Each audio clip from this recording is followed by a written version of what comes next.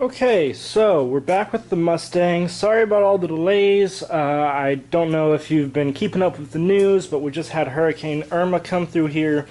I actually had to sandbag the garage to keep the water from coming in, and was out of power for about a week, so it wasn't ideal. I kind of lost a lot of time working on the car, but I'm back at it now.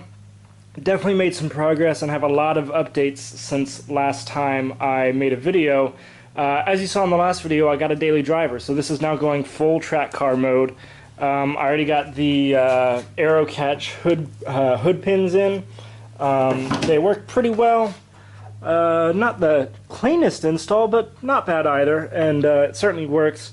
I'm also preparing to pull the engine out because I am replacing the passenger side turbo, which is the cause of the problems I've been having.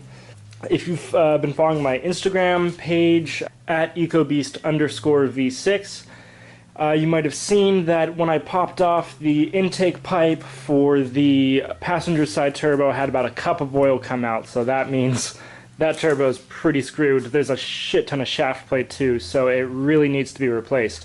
So I got this new turbo. It's used. It's like 50,000 miles old, so it's not that new, and it's caked in mud, so it must have been on like a mud truck or something. I don't know, but either way, it'll work. There's no shaft play or anything. It does look like it might have a small amount of oil leakage, but so does my driver's side turbo. So I mean, I can live with that for now until I can replace the turbos with an upgraded part.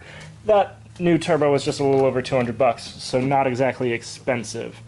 On the inside of the car, you can't probably see super well, but that is one of the base plates for the half cage. It's an 8-point Jegster mild steel cage.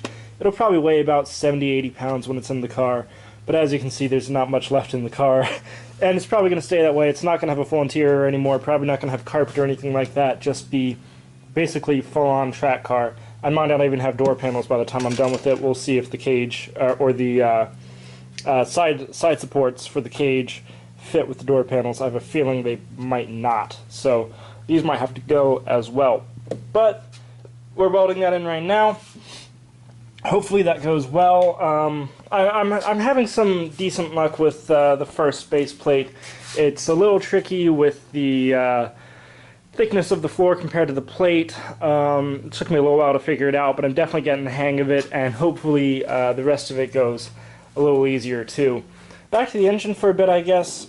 So let's talk about what all is coming out. For one thing, the air conditioning compressor is now gone. I figured out why my AC wasn't working, actually. It was a couple of crossed wires. Anyway, I mean, it would have been an easy fix, but it's coming out anyway, so it doesn't really matter now. Kind of annoying, though, that it was such an easy fix, and I just kind of overlooked it. But anyway, that's the turbo in question down there. You can kind of see it. It's a little dark, but that's coming out soon. It's probably possible to take the turbo off with the engine still in. That said, I don't really feel like trying it because I don't really have much reason to at this point.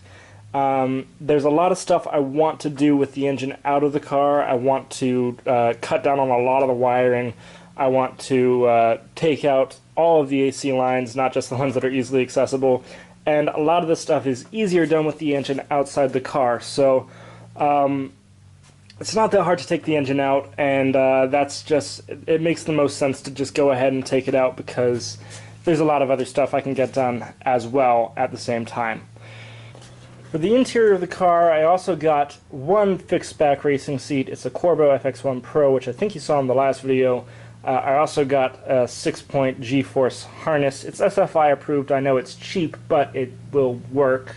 And SFI approval, I mean, I have enough confidence in that for a track day car, not a competition racing car, I'm comfortable with that harness. Plus I have to replace every like 2 or 3 years anyway, so I don't really want to spend like 400 bucks on a harness. Anyway, so that's going in soon. Hopefully whenever the cage is in I can get that done as well.